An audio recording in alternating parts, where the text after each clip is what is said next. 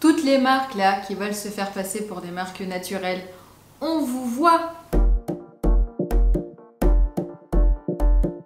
Bonjour à tous et bienvenue sur ma chaîne. On se retrouve pour une troisième édition, la vérité sûre. Je ne sais pas combien d'éditions je vais faire, mais je pense que ça sera interminable. Vu le nombre de questions que je reçois sur les marques, je pense que je vais pouvoir en faire peut-être 2-3 fois par an comme ça. Donc j'ai préparé ma petite liste par rapport à vos questions suite à ma FAQ. Donc pour vous rappeler un petit peu le concept, donc je fais une FAQ sur Instagram vous demandant est-ce que vous voulez que j'analyse telle ou telle marque, est-ce que vous voulez savoir si cette marque est naturelle ou non, puisque lors de mes FAQ lambda, je reçois beaucoup de questions. Qu'est-ce que tu penses de telle ou telle marque? Donc j'ai décidé depuis de faire des vidéos ciblées sur les marques pour vous dire si oui ou non elles sont naturelles. Le but de cette vidéo n'est pas du tout de dénigrer des marques, c'est simplement d'aiguiller les personnes qui veulent utiliser des produits naturels.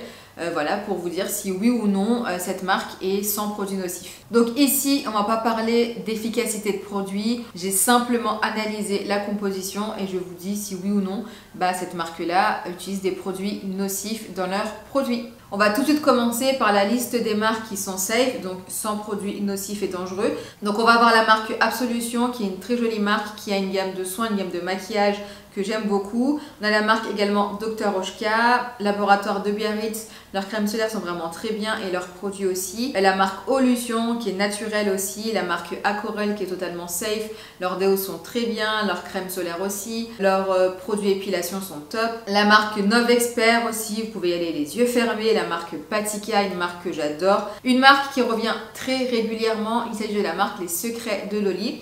Donc j'ai fait l'analyse de quelques produits sur le site La Vérité sur les cosmétiques. On va avoir 2-3 ingrédients qui vont être notés passables mais rien de méchant. Donc moi je considère que les compositions sont bonnes. Donc vous pouvez y aller les yeux fermés. On a également la marque Respire qui est beaucoup revenue. Je comprends en fait, c'est une marque qui est très présente sur les réseaux sociaux. Et pareil, les compositions sont clean. En plus j'ai vu sur leur site qu'ils avaient maintenant plein de produits. Des produits d'hygiène, des dentifrices, des gels douche, tout ça. Les compositions sont clean. Maintenant, on va passer à la partie un peu plus croustillante, donc les marques qui n'ont pas de composition clean. On va avoir la marque SVR, il me semble que c'est laboratoire SVR. Donc déjà, la marque ne se revendique pas du tout naturelle. J'ai rien vu, j'ai pas vu de signe qui pouvait faire penser que la marque était naturelle. Mais c'est vrai que c'est une marque qui est beaucoup revenue. Les compos ne sont pas top. On va retrouver des silicones chimiques, des PEG, des solvants, etc. C'est pas ce qu'il y a de mieux en termes de composition. Si vous cherchez une marque saine, il ne faut pas se diriger vers celle-ci. La marque de maquillage Banana Beauty qui est beaucoup revenue. Alors celle-ci je comprends parce que c'est vrai que leur communication est très poussée sur le 100% vegan, ce qui est très bien, hein. J'ai rien contre les véganes, mais en fait en général les personnes confondent vegan avec naturel. On pense que vegan ça veut dire naturel, pas du tout, mais vraiment pas du tout, ça n'a rien à voir. Vegan, ça veut juste dire que dans le produit, il n'y a aucun produit qui provient d'un animal. C'est tout. Vraiment, c'est juste ça. Ça veut même pas dire cruelty free, parce qu'on peut être vegan, mais pas cruelty free, donc on peut tester sur les animaux en plus. Enfin voilà, il faut vraiment bien comprendre les termes, et donc ça ne veut pas dire naturel. Et bien entendu, cette marque n'est pas une marque bio naturelle. On va retrouver de tout vraiment dans les compos, des PEG, des PPG, etc.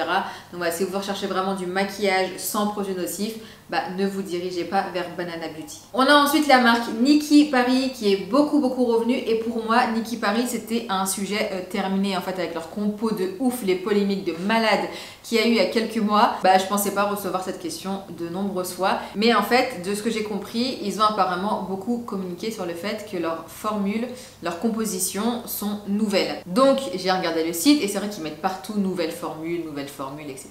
Ouais ça change rien du tout. C'est peut-être moins pire que ce qu'il y avait à l'origine, mais en tout cas là quand moi j'ai vérifié les compositions, on retrouve du polyquaternium, du silicone, des PEG, tout ça, enfin voilà, les compositions elles sont pas saines et on trouve des produits nocifs dans leur compo. Donc si vous voulez des produits pour vos cheveux et que vous recherchez une marque avec des compositions saines, vous en avez plein maintenant sur le marché, allez sur le site de Mademoiselle Bio et vous trouverez votre bonheur. Et moins cher d'ailleurs parce que leurs produits sont assez chers quand même. On passe maintenant à la la marque Aveda qui est un bon petit greenwashing. Et je comprends pourquoi vous m'avez beaucoup posé de questions sur cette marque. Donc je suis partie sur le site et c'est vrai qu'au niveau des visuels, on voit beaucoup de plantes. Vraiment, il y a des plantes de partout. Ils communiquent beaucoup sur l'écologie. Ils sont très engagés dans l'humanitaire, dans le vegan, tout ça. Donc c'est vrai qu'ils ont l'image, ou ils veulent se donner l'image, d'une marque avec des compositions saines. En plus, ils communiquent beaucoup avec le sans, donc S-A-N-S, hein, sans silicone, sans sulfate, etc., sans ci, sans ça. Donc forcément, on se dit que les compositions sont saines, puisque ils te disent que limite, il n'y a aucun produit toxique dans leurs produits. Mais c'est faux! J'ai par exemple trouvé du phénoxyéthanol qui est un perturbateur endocrinien à éviter absolument. Donc voilà, déjà, si vous trouvez du phénoxyéthanol dans un produit, vous pouvez zapper complet. Donc là, on a vraiment un très bon exemple d'une marque très greenwashing. Si vous voulez aller voir, allez vous balader sur le site et vous verrez vraiment quand on le regarde, on se dit c'est une marque naturelle. Après, c'est très bien, ils sont engagés dans l'écologie, ils sont engagés dans le vegan, ils sont engagés dans l'humanitaire. On ne peut pas leur reprocher, c'est très bien, mais à ne pas confondre leur engagement, entre guillemets, je dirais peut-être social et écologique, avec les compositions saines et non nocives. Après, c'est vrai qu'être engagé dans l'écologie et avoir des composants très chimiques pour l'environnement dans leurs produits, je vois pas trop l'intérêt, c'est pas cohérent. Donc Aveda, next. La marque Jisoo. Je peux comprendre quand on voit les cheveux de la fondatrice, on se dit oh my god, je veux utiliser tous ces produits. Je peux comprendre, mais dans mes souvenirs, elle se revendique pas marque naturelle. Elle parle beaucoup de miel qui est présent dans les produits, mais sinon, il n'y a rien qui fait penser que la marque est naturelle en tout cas. J'ai notamment analysé la composition de l'huile, une huile qui est vraiment très connue chez la marque, et la composition n'est vraiment pas ouf, franchement. Vous pouvez trouver largement mieux ailleurs et vous pouvez largement mieux faire même vous-même tout seul en DIY. On va dire que la compo n'est pas totalement dégueulasse, elle passe, mais en termes de rapport qualité-prix, inutile quoi, franchement faites-la vous-même. Ensuite, dans les autres produits, on retrouve des quats, des conservateurs chimiques, des polyquaternium, des PPG, etc. Vraiment, c'est pas du tout une marque naturelle. Si vous voulez des produits pour cheveux naturels, n'allez pas vers cette marque, hein, vraiment pas du tout. Soit faites vos propres mélanges, ce qui est très simple, ou alors dirigez-vous vers des marques naturelles. N'hésitez pas à regarder mes routines capillaires et vous trouverez votre bonheur. Une autre marque qui est pas mal revenue, il s'agit de la marque Miriam K. Alors j'ai été voir sur le site ne fait pas du tout penser à une marque naturelle, vraiment. Donc on n'est pas du tout dans le domaine du greenwashing, ils font pas semblant, ils donnent pas l'image d'une marque naturelle.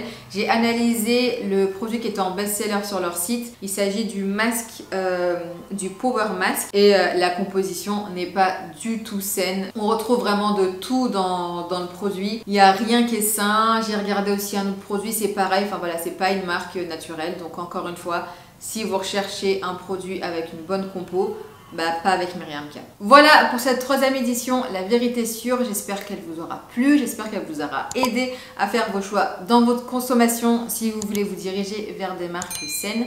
Moi, je vous fais plein de bisous et je vous retrouve très bientôt pour une nouvelle vidéo. Ciao, ciao!